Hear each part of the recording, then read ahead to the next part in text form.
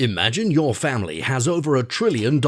How would you spend it? For the Saudi royal family, this is reality, and the shocking ways they use their fortune will leave you speechless. We're talking outrageous impulse buys, impossibly decadent parties, gold where you least expect it, and much more. Let's take a closer look at how this absurdly rich family spends their trillions. First, a bit about the Saudi royal family's fortune, how they got it, and who controls it. The family's estimated net worth is around $1.4 trillion. That's 16 times more wealth than the British royal family, and close to the total amount of money in circulation in the USA. In other words, they can buy private jets the way most of us buy cups of coffee. How'd they get so much money? In a word, oil. It's common knowledge that oil means big bucks, and Saudi Arabia is home to 17% of the world's reserves, second in size only to Venezuela, with some 267 billion barrels. It's the world's #1 exporter, and guess who owns the national oil and gas company Saudi Aramco? That's right, the royal family. The massive profits flow directly to them. The government then doles out stipends to family members. The amounts are a highly guarded secret, but it did come out that in 1996, family members close to the king were receiving around $250,000 a month, which is closer to $500,000 adjusted for inflation. But not all family members are equal. Members more distant from the king received as little as $8,000 a month, which is about $15,200 adjusted for inflation. In fact, the entire Saudi royal family is comprised of some 15,000 members, but almost all of the power and wealth is concentrated in the hands of around 2,000 people. The most eye-popping purchases are consistently made by a small group,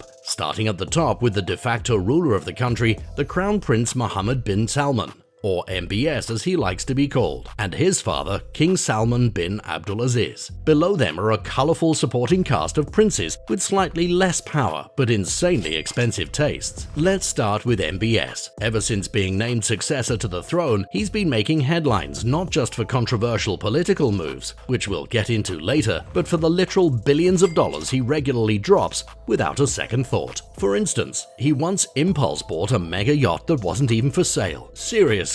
While vacationing in the south of France, he spotted a 439-foot yacht, the Serene, and decided then and there, it must be his. He sent an aide directly over to offer more than $500 million to the owner for the ship, Russian vodka mogul Yuri Shefler. Now, Shefler had spent an estimated $330 million to have the yacht built, so the offer to sell it at $170 million profit was a no-brainer. He left the boat and turned it over to MBS that day. The Serene is one of the largest yachts in the world and features a seawater pool, outdoor cinema, 2 helipads, one of which turns into a dance floor or a second pool, 12 luxury cabins, a spa with a hammam, a sauna and snow room, and a private beach club with a sheltered sunbathing area. But for MBS, that wasn't enough. He drove the value of the Serene up even further with the purchase of Leonardo da Vinci's painting Salvatore Mundi for upwards of $450 million, the most anyone has ever spent on a piece of art. Despite that hefty price tag, some art historians have suggested that the piece may not have actually been painted by da Vinci at all. Regardless, the piece now hangs in the Serene, which means that altogether, the yacht is worth close to $1 billion,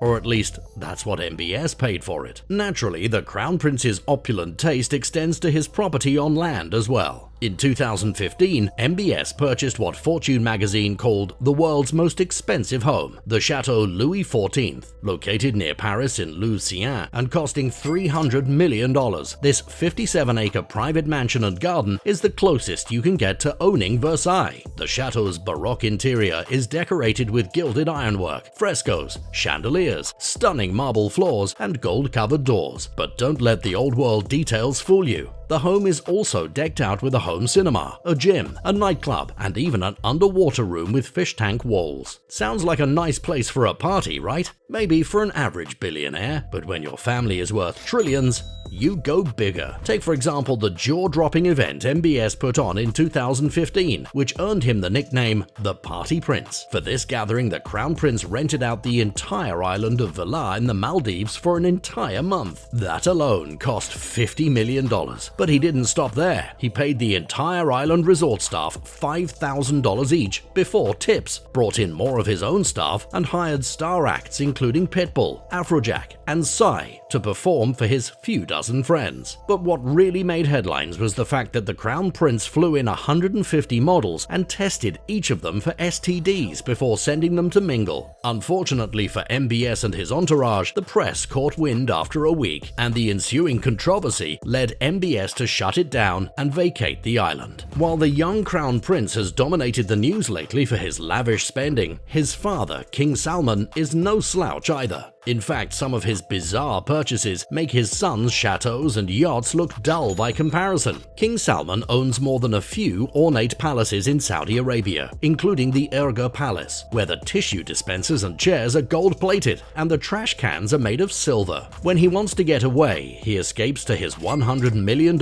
summer home in Morocco, which he paid to renovate with helipads, a luxury restaurant, and even a medical center. Ironically, this work was being done just as the Saudi government was cutting public spending by $250 billion back home. And let's talk about his private jet. His personal 747 is one of the most expensive in the world, valued near $500 million and decked out with king-sized beds, multiple lounges, and even a chair draped in gold for the king. If that's not enough, the king exits his flying palace using a customized gold escalator. But all of that is nothing compared to what he bought his daughter for her wedding. After giving her a $3 million dress, the king gifted her a golden toilet. Yes, you heard right. To top it off, the princess's new throne came complete with a gold bidet and furnishings to match. Unsurprisingly, gold is a running theme in the Saudi royal family. The 25-year-old Prince Turki bin Abdullah has become famous for an entire fleet of gold-plated cars, which he loves taking out on the town. This collection includes a Lamborghini Aventador SV, a Mercedes-Benz G63 AMG 6x6, a Bentley Flying Spur, and a Rolls-Royce Phantom Coupe.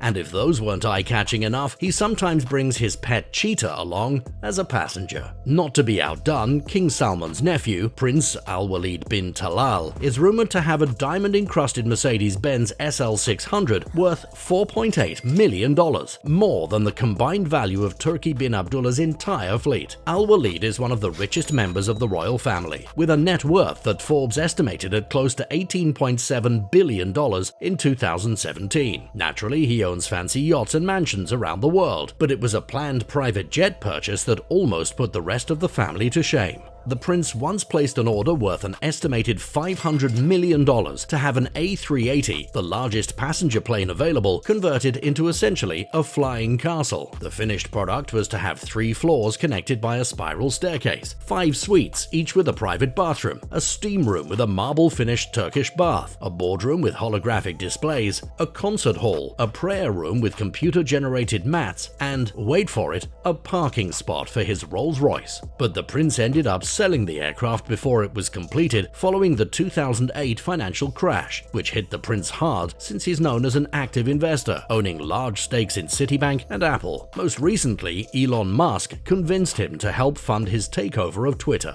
In 2015, Prince Al-Walid announced that he planned to gradually donate his entire fortune to charity through his foundation. But before you get the idea that he's a saint, keep in mind that according to Business Insider, the extravagant prince also pays dwarves to act as jesters in his entourage. In other words, Al-Walid keeps an entire troupe of little people on call to dance, joke, and perform tricks on demand. Though Al-Walid's chief spokesperson claimed this is yet another charitable act, as dwarves are treated as outcasts in Saudi Arabia otherwise. And what about the family members further from the crown, the ones who get smaller allowances? These princes and princesses can't afford the private jets and palaces of the inner circle, but they still live in large, modernist houses. Think upscale USA suburbs rather than grandiose mansions. Instead of gold-plated sports cars, you'll find them driving Range Rovers or Mercedes SUVs. So overall, it sounds like life is good for the members of the Saudi royal family, but not so fast. While MBS is spending freely, he's got the other wealthy members of the family watching their backs. See, in 2017, MBS placed Prince Al-Walid along with 500 other prominent citizens, including 10 other wealthy princes, under arrest. The arrest arrests were supposedly for corruption, but most suspect this was a Game of Thrones-style power move. Since then, family members have been trying to keep a lower profile with their spending, so as not to attract the Crown Prince's attention. Some of the most prominent prisoners have since been released, and there have been claims of torture and coercion. However, just to prove once more that money is no object for this trillionaire family, the detainees were imprisoned not in jail, but in the Ritz-Carlton Hotel, where a room costs as much as $11,000 per night. Like and subscribe for more videos like this one. Thanks for watching.